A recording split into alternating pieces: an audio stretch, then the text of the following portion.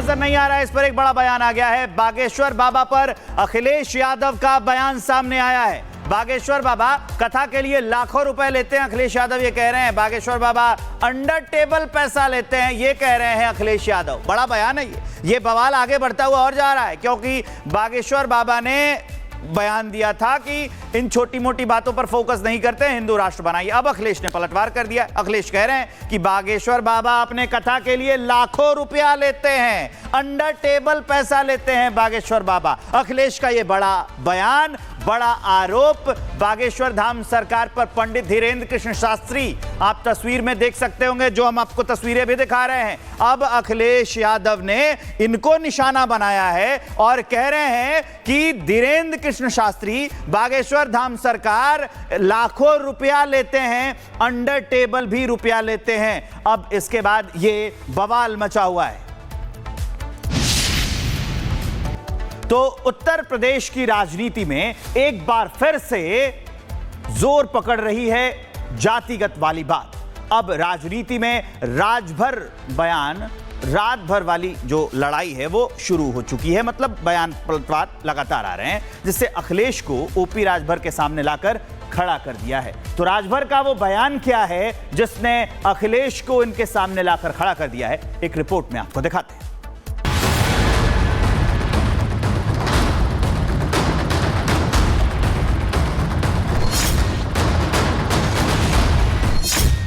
UP की राजनीति में अखिलेश यादव के एक बयान ने राजभर वर्सेस रात भर वाली लड़ाई छेड़ दी है। यूपी में 1.5 साल बाद विधानसभा के चुनाव होने हैं, इसीलिए सियासी लड़ाई तल्ख होती जा रही है। अरे वो दिखाई नहीं था, सब अच्छे काम किए समाजवादी ने। जाति के नाम पर बांटने वाले लोगों ने माफियाओं के सामने सत्ता को गिरवी रख दिया था। समाजवादी पार्टी 2017 से सत्ता से बाहर है और 27 तक उसे 1 दशक हो जाएगा सत्ता से बाहर हुए। इसीलिए अखिलेश यादव बयानों के जरिए नया माहौल बनाने में जुटे हैं और सत्ताधारी बीजेपी की साथी पार्टियों को प्रभावित करने में लगे हैं। इसीलिए पहला निशाना उन्होंने सुबह सपा पार्टी के ओपी राजभर पर साधा और कहा कि राजभर रात भर ये सोचते रहते हैं कि कैसे पाला बदला जाए। उनका नाम है ओपी राजभर। वो अपना दल बदलने के मूड में होंगे, गठबंधन बदलने के मूड में होंगे। जब गठबंधन उन्हें बदलना होता है तो वो खिलाफ बोलते हैं किसी के। अखिलेश के इस बयान पर ओपी राजभर ने ट्वीट करके अखिलेश को जवाब दिया। लिखा, सुबह सपा सत्ता का दरवाजा है और उसी दरवाजे से श्री अखिलेश यादव जी सत्ता में घुसने के लिए परेशान हैं। लोकसभा की सफलता को देखकर अखिलेश यादव अति उत्साहित हैं। 2024 के लोकसभा चुनाव में अखिलेश ने अपने पिता मुलायम सिंह यादव के इतिहास को दोहराते हुए सबसे बड़ी पार्टी बन गए थे, लेकिन सीटों के मामले में वो पिता से आगे निकल गए और वो बीजेपी जो पिछले 2 लोकसभा चुनाव से यूपी में अर्धशतक लगाती आई थी, काफी पीछे रह गई। अब अखिलेश सोच रहे हैं कि लोकसभा वाला करिश्मा विधानसभा में भी दोहराया जा सकता है, इसीलिए वो अपनी तैयारी पुख्ता कर रहे हैं। लेकिन अभी चुनावों में 18 महीने का वक्त बाकी है, जो सत्ता पक्ष को भी तमाम अवसर देता है चुनावी तैयारी के लिए। इसीलिए योगी सरकार के मंत्री दानिश आजाद अंसारी कह रहे हैं कि अखिलेश पिछड़ों के लिए काम करने वालों के खिलाफ द्वेष रखते हैं। देखिए, समाजवादी पार्टी इसलिए परेशान है कि जो पिछड़ा समाज है उसकी सशक्त आवाज ओम प्रकाश राजभर जी है, और जो व्यक्ति पिछड़े समाज के कल्याण के लिए, विकास के लिए काम करता है, वो समाजवादी पार्टी को पसंद नहीं आता है। जो पीडीए की नारा देने वाली ये समाजवादी पार्टी है, ये दरअसल सबसे ज़्यादा धोखा, पाखंड और अत्याचार किसी के ऊपर कर रही है, तो पिछड़े दलित और अल्पसंख्यक समाज के साथ। कभी मुस्लिम और यादव वोट बैंक की जुगलबंदी पर अपनी जीत को आगे बढ़ाने वाले अखिलेश यादव अब अपनों के सवालों में ही घिरते जा रहे हैं। कभी सपा के थिंक टैंक माने जाने वाले आजम खान की पत्नी तंजीम फातिया ने अखिलेश के खिलाफ बोलने के लिए विरोधियों को नया मुद्दा दे दिया है। समाजवादी पार्टी ने केवल मुसलमानों को गुमराह करने का काम किया, उनका राजनीतिक इस्तेमाल करने का काम किया, उनके विकास में बाधा बनने का काम किया है। इस बात को आज हमारा अल्पसंख्यक मुस्लिम समाज जानता है और इस बात के लिए समाजवादी पार्टी को कभी माफ नहीं करेगा। उत्तर प्रदेश सबसे बड़ा सूबा है, इसीलिए पॉलिटिकल हैसियत भी यूपी की सबसे ज्यादा है, जिस पर हर किसी को काबिज होना है। 24 की जंग में अखिलेश ने योगी सरकार को डेंट लगाया, तो उपचुनाव में सपा वाली सीट भी जीतकर योगी ने अखिलेश को बड़ा सियासी सबक सिखाया। ऐसे में जब 27 में फिर आमना सामना होगा तो ये पॉलिटिकल बैटल देखने वाली होगी। Bureau report, Republic Bharat.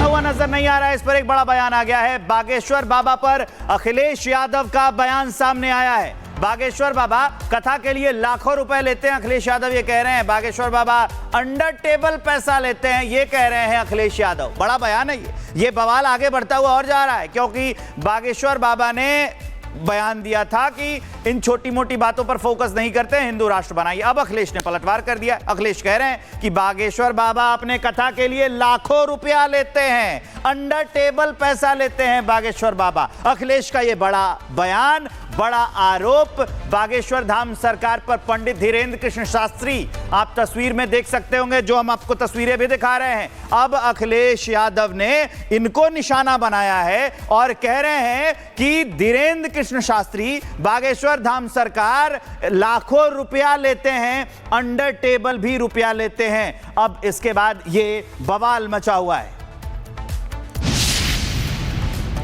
तो उत्तर प्रदेश की राजनीति में एक बार फिर से जोर पकड़ रही है जातिगत वाली बात। अब राजनीति में राजभर बयान, रात भर वाली जो लड़ाई है वो शुरू हो चुकी है। मतलब बयान पलटवार लगातार आ रहे हैं, जिससे अखिलेश को ओपी राजभर के सामने लाकर खड़ा कर दिया है। तो राजभर का वो बयान क्या है जिसने अखिलेश को इनके सामने लाकर खड़ा कर दिया है, एक रिपोर्ट में आपको दिखाते हैं।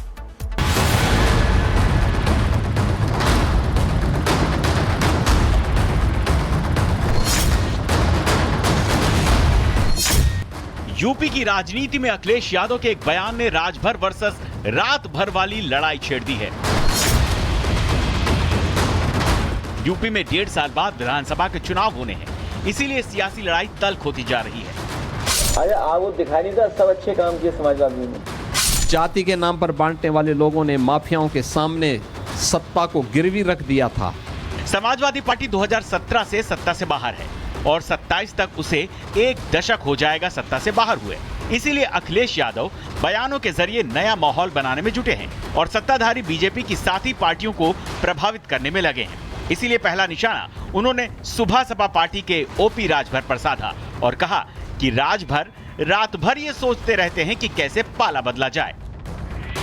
उनका नाम है ओपी राजभर। वो अपना दल बदलने के मूड में होंगे, गठबंधन बदलने के मूड में होंगे। जब गठबंधन उन्हें बदलना होता है तो वो खिलाफ बोलते हैं किसी के।